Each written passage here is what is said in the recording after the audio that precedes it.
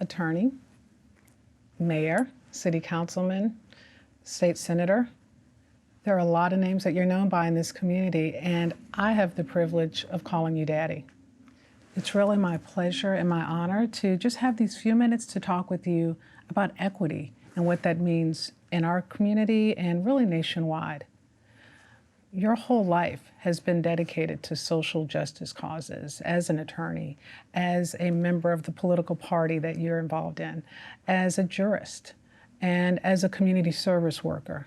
But what does equity mean to you? Equity, to me, equity means fairness. Richmond has always been diverse in the sense of those extremely wealthy and those extremely poor and those in between. And one of the challenges that I faced as a leader, as a community leader and as a lawyer, was trying to be fair to both segments, and it was sometimes difficult. To have an equitable society as a goal, you're not going to have perfect equity. It's something you strive toward. Why do you think that social justice causes like the pursuit of equity are important for our entire community? Well, you can't do anything if you're not healthy. If the kid can't read, if he's hungry, or if he's sick, or if he can't see. So health care is very critical, especially to young children and elderly.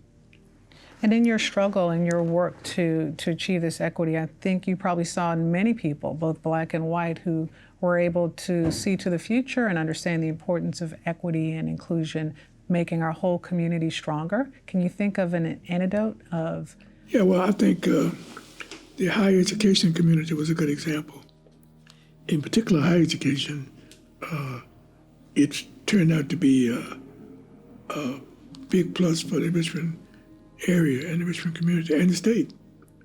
VCU grew from a founding institution to the largest public institution in the state.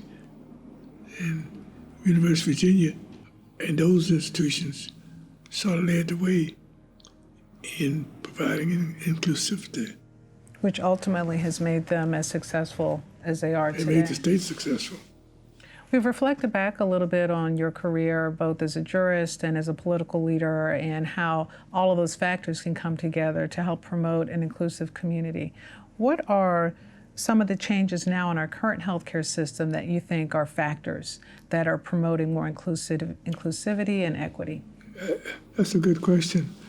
Some of the recent changes that tend to promote inclusion include the formation of groups of medical providers that bring large resources to the health community. And that makes Virginia's healthcare system one of the most progressive and the most diverse in the country.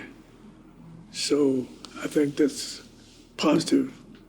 It provides opportunities for minorities to participate,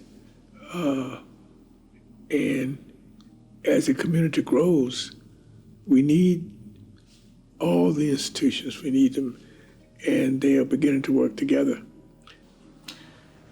You've talked about a lot today, and it sounds to me that a number of factors coming together. The judicial system advocating for what the Constitution calls us to do as a country. The political system motivating people in the community to come together and rally and say we have needs. The economic powers that be recognizing that an investment in equity can really benefit our whole community. And a little coercion from activists like you really have created real opportunities for equity and inclusion in our community. And so we're so grateful for folks like you and other leaders who may not have been as visible, but have been on the front lines for years to get us to where we are now. And yet we have some ways to go. What would be your priority for focus as we move forward to an equitable community? It's important for each individual to make a contribution.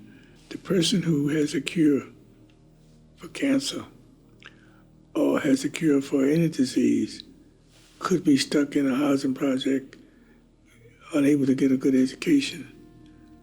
We can't afford not to use all the resources that this country has.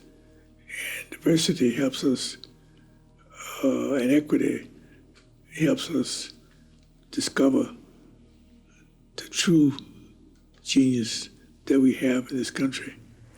After all the years of service that you've made, that's just an awesome way to wrap up, with the charge for us as a community to come together and recognize the potential and the brilliance that we have for excelling just based on the lessons we've learned from the past. And so thank you. Vote, that's the key.